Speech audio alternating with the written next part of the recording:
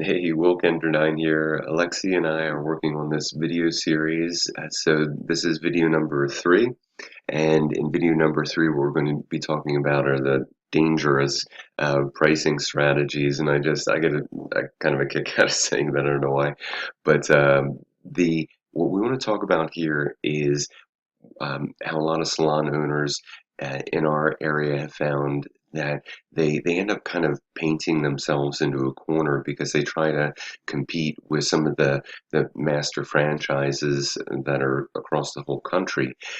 And they just had those franchises have a different pricing model or different approach in general, where it's more of a churn and burn, I guess we could say, where it's low prices, high volume, and the owners get an acceptable level of profit out of that. So they're really not trying to go for any kind of a high profitability.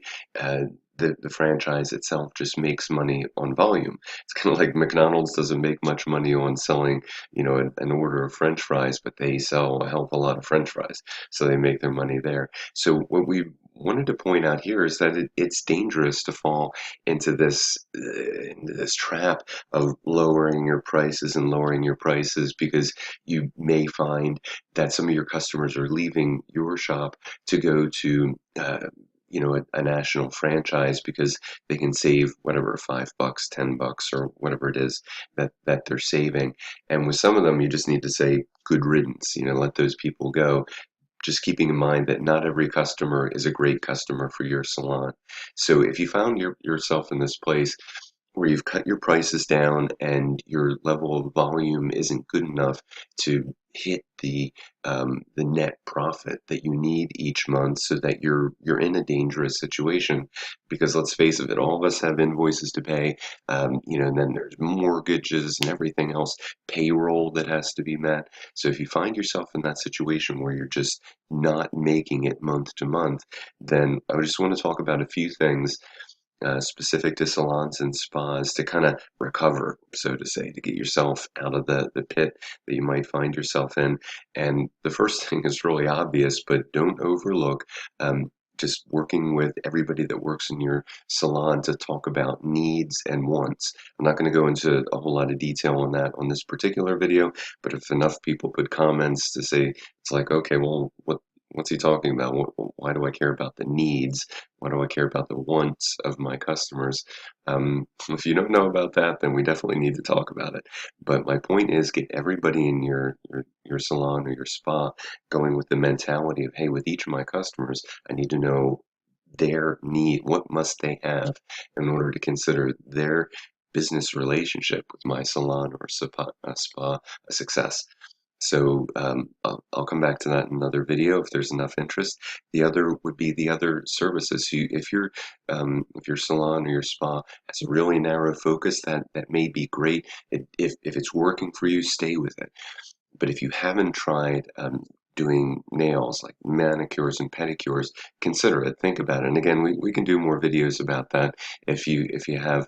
And I keep pointing down. It's like what I mean by that is leave comments here if you have interest in those kind of things of adding the services, whether it's waxing or tanning. I know tanning isn't quite as big as it used to be. Cosmetics, any kind of makeup line, selling your own product lines, um, that type of thing. But um, the other thing I do want to point out is that if you don't do events, definitely think about doing events. And what I mean by that is a girls' night out, or the doing makeup or hair, the whole package for the bride and her bridal party. Think about that. If you don't currently do events, then that can be a really big profit maker, especially for high school girls as well, before their prom, this type of thing. So definitely keep that in mind, especially if you're in a college town. All those events can be really big profit makers. Keep it in mind. The last thing I'll point in is Alexi came back with something I thought was really interesting, where one of the spa owners in our area, uh, that's in her network generation group, or lead gen group, it had this idea of doing teeth whitening, and it was just a spontaneous thing that happened where the owner of the business had her teeth whitened, and one by one, all the other people in her business had their teeth whitened because it's just an over the counter thing. Like she didn't go to the dentist to have it done. She just bought this kit on Amazon.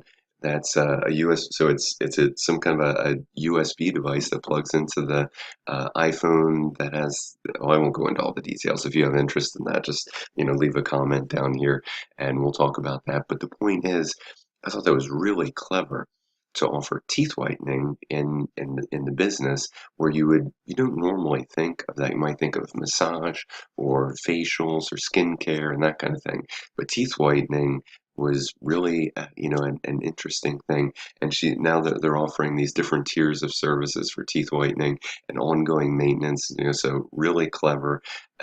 So if you're not currently thinking of it, then at least do it for yourself and then find out for yourself if your customers say, "Hey, I think your teeth are whiter now. How did that happen?"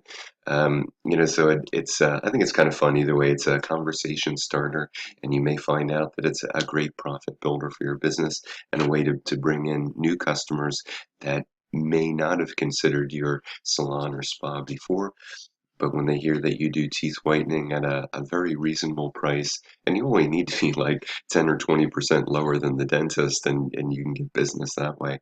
So I know this video went really long, but it's been really fun talking with you. Looking forward to catching up again in the next video.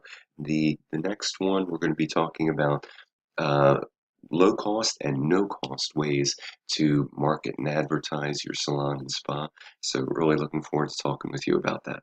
Talk to you soon.